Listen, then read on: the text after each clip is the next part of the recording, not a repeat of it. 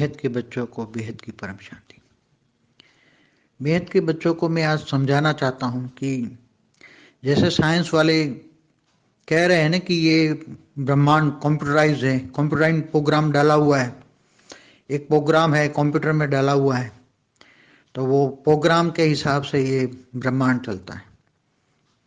तो बात तो ऐसे देखा जाए तो हमारा ब्रह्मांड भी एक प्रोग्राम से ही चलता है कि जैसे एक प्रोग्राम शिव ने नीचे डाल दिया कि धरती पर इतने समय होगा ब्रह्मा का 100 साल, तो 100 साल का कंप्यूटराइज उसने थोड़ा फ्रैक्शन कर दिया, उसका कल्प किया, कल्प का फिर मनवंतर किया, मनवंतर का फिर युगांतर किया।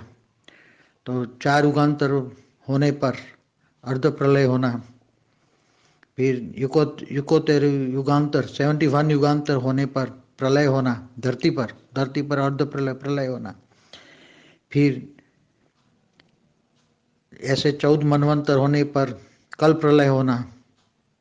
तो ये समय फिक्स किया गया, मतलब कंप्यूटराइज है ना, समय आने पर अर्ध प्रलय होगा, 4 युग पूरा हुआ अर्ध प्रलय होगा। अब ऐसे 71 अर्ध प्रलय होंगे तो टोटल धरती पर प्रलय हो जाएगा, उसको मनवंतर कह गए, मनुशत्रुओं का टाइम पूरा हो गया।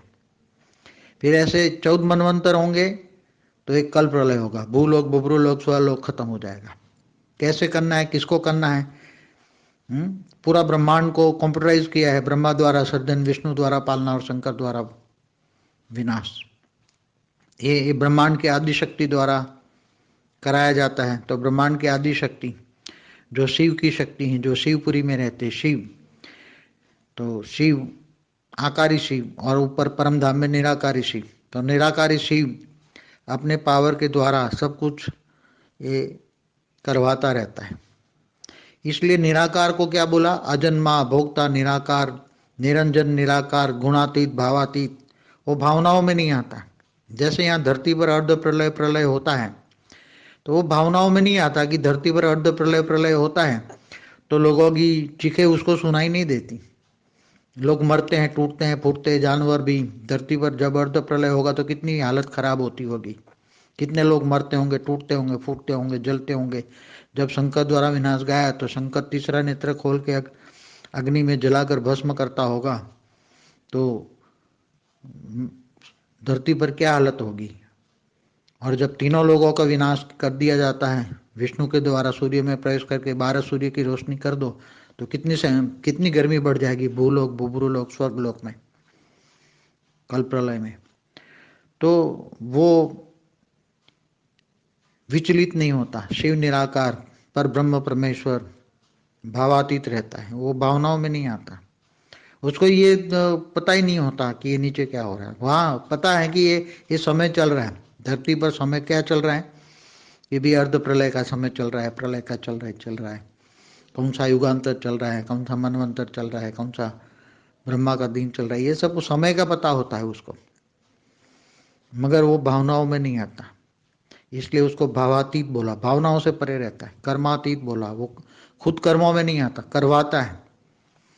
उसने शिव निराकार ने शिव आकारी बनाया और शिव आकारी ने अपने अंदर से शिव ने शक्ति को बनाया। और शिव की ब्रह्मांड की आदि शक्ति ब्रह्मा द्वारा सर्जन, विष्णु द्वारा पालना और शंकर द्वारा विनाश करवाती रहती समय समय आने पर। तो ये सारा समय कंप्यूटराइज हो गया ना।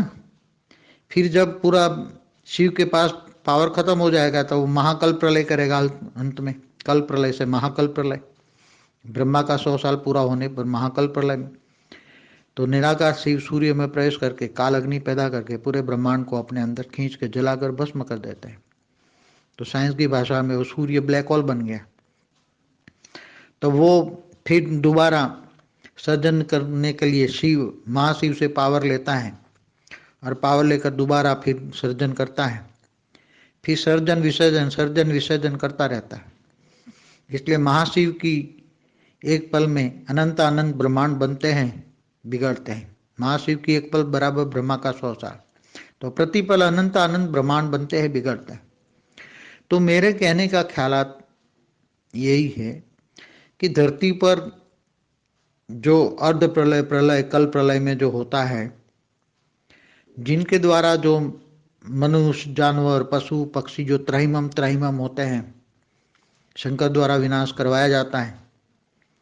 तो शंकर तीसरा नेत्र खोल कर जब विनाश करता है, अग्नि तत्व बढ़ाकर विनाश करता है, तो विनाश धरती पर जो होता है, तो क्या इस ब्रह्मांड का रचयिता शिव निराकार पर ब्रह्म परमेश्वर को क्या दुख दर्द होता है या नहीं होता? नहीं होता। उसको तो पता है कंप्यूटराइज है, ये तो होना ही है, धरती पर ये तो होता ही रहेगा, धरती पर तो ये होना ही है, भूलोक भूपुरलोक स्वलोक में होता ही रहेगा। तो उसको कोई दुख दर्द नहीं होता। निराकार पर, क्योंकि वो तो भावात्मक है, भावनाओं से परे, उनको भावना नीचे गुणातीत है। गुण साकार गुण क्या है वो उसको पता नहीं है। साकारी और आकारी देवताओं के भी गुण क्या है वो उसको नहीं पता है। वो गुणातीत है, कर्मातीत है, गुणातीत, कर्मातीत, भावातीत है। इसलिए उसको ये नहीं पता लगेगा कि नीचे दुख दर्द क्या है क्या नहीं है। बस ठीक है अपने।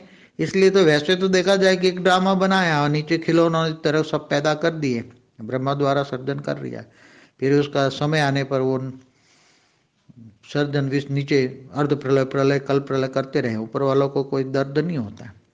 क्या विष्णुपुरी में विष्णु को दर्द, जब विष्णु 12 सूर्य की रोशनी करके कल प्रलय में तीनों लोग खत्म कर देता है, भूलोक भूभ्रूलोक स्वलोक, तब उसको दर्द नहीं होता? किसी को नहीं होता। आकारी देवताओं को भी नहीं होता। जब शंकर द्वारा विनाश करवाया जाता है तो शंकर को दर्द नहीं होता कि मैं सारा धरती पर सारा विनाश कर देता हूँ, अग्नि, हाँ, अपने तीसरा नेत्र से जो अग्नि से जलाकर भस्म कर देता हूँ, तो क्या उसको जलाने के लिए दर्द नहीं होता? शंकर को दर्द नहीं होता? नहीं होता। क्यों? क्योंकि उसको पता है कंप्यूटराइज है, ये विनाश करना ही पड़ेगा, ये ऐसा ही चलेगा। धरती पर तो ऐसा ही चलेगा, धरती पर तो ऐसा ही चलेगा। वो सभी सोचते हैं, त्रिदेव, ब्रह्मा विष्णु शंकर भी यही सोचते हैं। ब्रह्मांड की आदि शक्ति शिव शक्ति भी यही सोचते हैं, जो शिवपुरी में रहते हैं। और निराकार को तो वो तो टोटली भावातीत है। तो क्या त्रिदेव, जो ब्रह्मा विष्णु शंकर को त्रिदेव कहते हैं, तो इसलिए शंकर को तमो प्रधान स्टेज कही उसकी आत्मा की स्टेज तक, क्योंकि वो विनाश करता है। तो विनाश करने वाला तमो प्रधान ही विनाश कर सकता है, सतो प्रधान तो विनाश नहीं कर सकता। जो सर्जन करता है ब्रह्मा द्वारा सर्जन, तो ब्रह्मा की स्टेज सतो प्रधान बनाई, और विष्णु जो पालना करता है उसकी रजो प्रधान स्टेज बनाई। तो सत्तो रजो तमो 3 स्टेज है। तो धरती पर तमो प्रधान होती है, तो तमो प्रधान दुनिया का तो विनाश करना ही पड़ता है। ये ऊपर वाले तो यही सोचते हैं, अगर नहीं करोगे तो फिर तमो प्रधान दुनिया नहीं होगी, तो फिर बहुत तमो तो ये चल नहीं सकता। धरती पर पब्लिक भी बढ़ जाती है। सतयुग त्रेता द्वापर कलयुग 4 युग आते आते धरती पर सतयुग में कम पब्लिक होती है, फिर त्रेता, सतयुग, त्रेता, द्वापर, कलयुग आते आते पब्लिक तो बढ़ती जाती है, बढ़ती जाती है, और तमो प्रधान बढ़ती जाती है। सतयुग में शुरुआत में थोड़े अच्छी स्टेज होती है, वायुमंडल भी खराब होते हैं, पांचों तत्व भी खराब हो जाते हैं, लोग भी खराब हो जाती है, आसुरी वृत्तियों का प्रभाव बढ़ता जाता है कलयुग के अंत में। तो असुरों का तो विनाश करना ही पड़ता है, तो आसुरी वृत्ति वालों का विनाश करना ही पड़ता है। नहीं करो तो पूरा असुर असुर असुर हो जाएगा। तो ये सब जो साइंस वाले कह रहे हैं ना, कंप्यूटराइज है, कंप्यूटराइज, तो बात तो सही है, कंप्यूटराइज है। ये समय को भाग में डाल दिया, अर्ध प्रलय, प्रलय, कल प्रलय, महाकल प्रलय।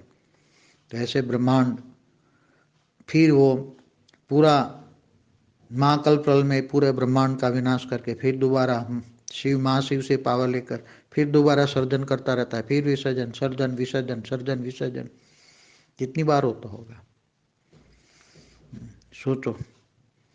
तो जो रचने वाला है, जो परब्रह्म परमेश्वर ब्रह्मांड को जो बनाने वाला है, वो भावातीत, गुणातीत, उसमें कोई गुण नहीं है। निर्गुण निराकार का है, निर्गुण, उसमें कोई गुण नहीं है। न साकार सृष्टि का कोई गुण होता है, न आकारी देवताओं का कोई गुण होता है। सारे गुण गुणातीत, भावातीत, कर्मातीत होता है। इसलिए ऐसी तरह बेहद के बच्चों को भी अभी निराकार स्टेज बनाकर केवल पावर हाउस से कनेक्शन जोड़कर पावर लेकर अपनी स्टेज बनानी है, वो स्टेज बनानी है। परम शांति।